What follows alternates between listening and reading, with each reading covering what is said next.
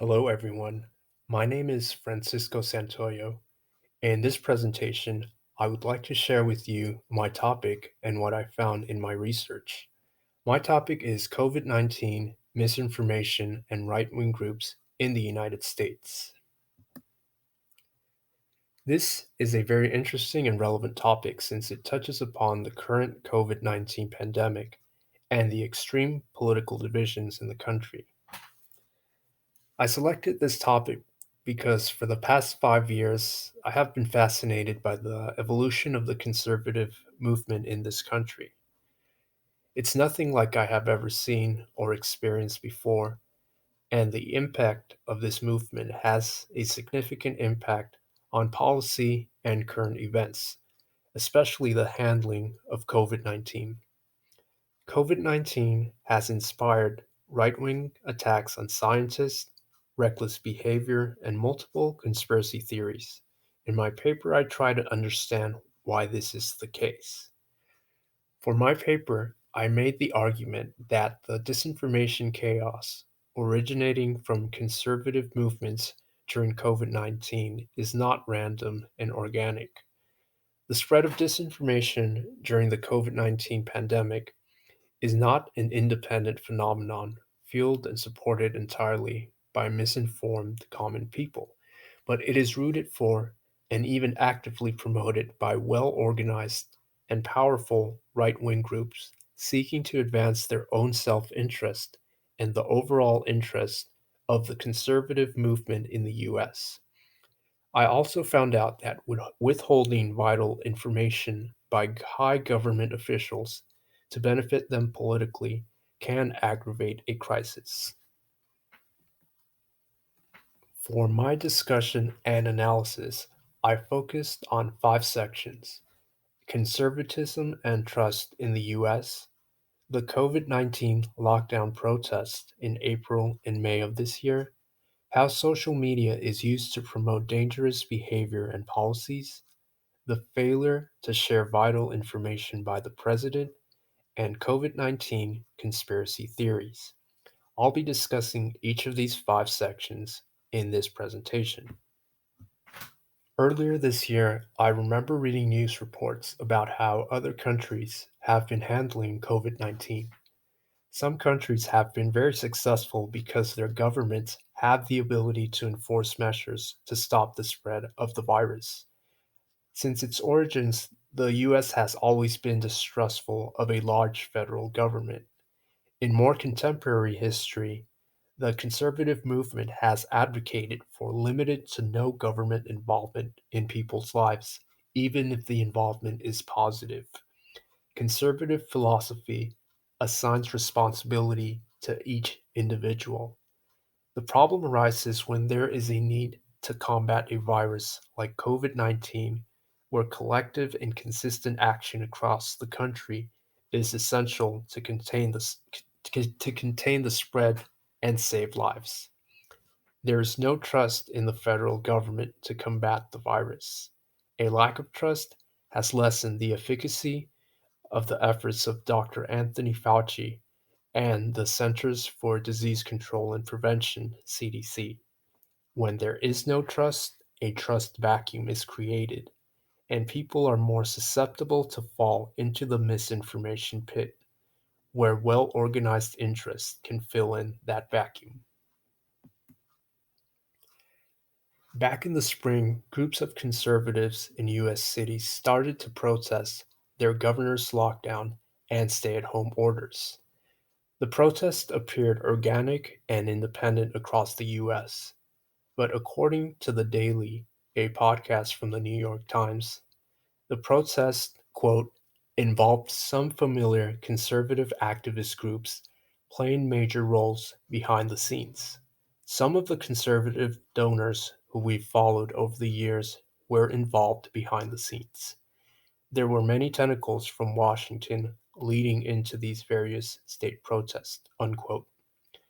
For the top organizers, the protests had two objectives: open the economy at whatever cost, and help President Trump win re election.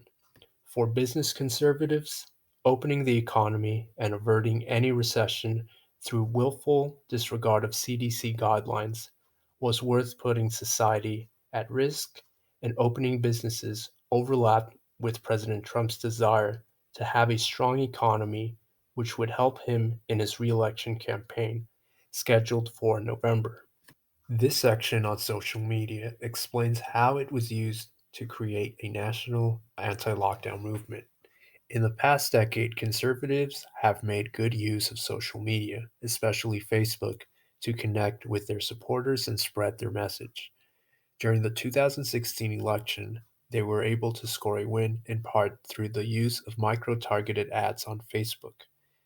This use of Facebook was instrumental to organize the lockdown protest, maintain a hostile view toward Dr. Fauci and the CDC, and breathe life into conspiracy theories.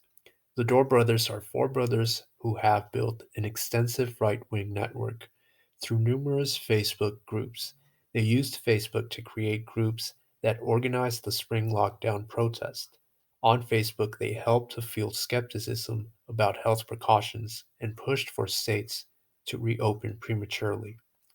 During the 2016 election, the Trump campaign employed micro targeting strategies to create customized ads to people who would be the most receptive to them. I noticed that, like the micro targeted ads, calls to organize protests on Facebook that go against the advice of the CDC fall only on sympathetic eyes through the social networks people have. There is a book called Infotopia by Cass Sunstein that discusses information cocoons. Information cocoons are when people are only exposed to information that support their point of view and values. There are studies in the book on group polarization where people that only consume information that they agree with become more extreme in their beliefs. Liberals become more liberal, and conservatives become more conservative. These are the tweets President Trump sent out during the protest. As you can see, they are all in caps and have exclamation marks to energize the protest. At a time when the president is unable to hold large rallies that help his re-election chances, these tweets, along with the protest, keep his supporters engaged in his campaign and conservative politics, even if it means putting his supporters and the country at risk of the virus. Twitter has recently started to put warning notices on tweets that communicate disinformation, and the president has been getting them regularly. If a tweet has misinformation on COVID 19, a notice is placed that reads, get the facts about COVID 19, unquote. The questions for us as a society are: should social media platforms censor or put warning notices on untrue or dangerous content? What if content is coming from someone in authority? Disinformation during a crisis is a significant issue. But another issue just as damaging is purposely withholding vital information, especially if one is a person in power with a high degree of responsibility for the lives of many people. I would like to stress the question I posed in the last slide. What if the content is coming from someone in authority? During times of crisis, we expect our government officials to be honest and transparent with us. Failures by a leader to withhold information is guaranteed to make a crisis worse. And that is exactly what is happening right now. There are many people in the US who trust and adore the president. He told them what they wanted to hear and minimized the danger to help his reelection campaign and appease the pro business interest of the conservative movement. During this pandemic, conspiracy theories have been an obstacle to taking control of the virus.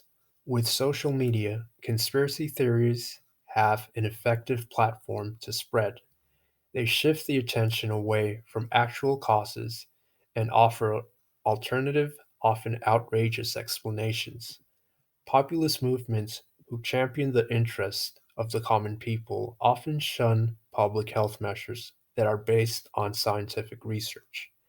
The Trump presidency has many populist elements. Dr. Fauci, the CDC, scientists and academics at universities are people that communicate views that go against the interests of many conservative business and political leaders in the US and their desire to keep the economy open regardless of COVID 19. If people have no trust in scientists and consider them hostile elites, villains, and out of touch with the common person, they will be very susceptible to believe in bizarre conspiracy theories that provide erroneous information on COVID 19 and will not put pressure on businesses to close, but instead support reckless measures such as opening businesses when it is not safe, like we saw with the lockdown protests. In this slide, you can see protesters' posters that show an anti science sentiment. In a campaign rally for President Trump last month, people started shouting, "Fire Fauci," and Trump suggested that he might do that. Using science as a punching bag has proven to be effective for keeping people engaged and excited to support President Trump and his agenda. Here are some of the conspiracy theories supported by right wing groups. There is a belief that Bill Gates is behind COVID 19. From a populist perspective, Bill Gates is part of an elite group of people who is out of touch with the common man. Right wing groups believe Bill Gates is part of a global network of elites who want to establish a new world order and a globalist agenda. Furthermore, he wants to use vaccines to track people. Recall the earlier slide about the fear of a central government? Alex Jones, he's the one pictured on the right picture right here, is one of the best known conspiracy theorists in the United States. He is the founder of InfoWars, a fake news and conspiracy news website. During the lockdown protest, he was out among the protesters demanding that the economy be opened. He believes the lockdowns are part of an effort by a tyrannical government seeking to subvert individual rights. He was also selling miracle cures for COVID 19, and the FDA issued a letter warning him to stop. We have seen how useful misinformation can be. Sometimes the misinformation can be outrageous, but if it generates enough to create doubt during a crisis and make it unclear what is true and what is not true, then terrified people will be easier to manipulate. The only antidote we have is to be information literate, to recognize correct information when we see it. This concludes my presentation. I also put the links to the images on the video notes below. Thank you.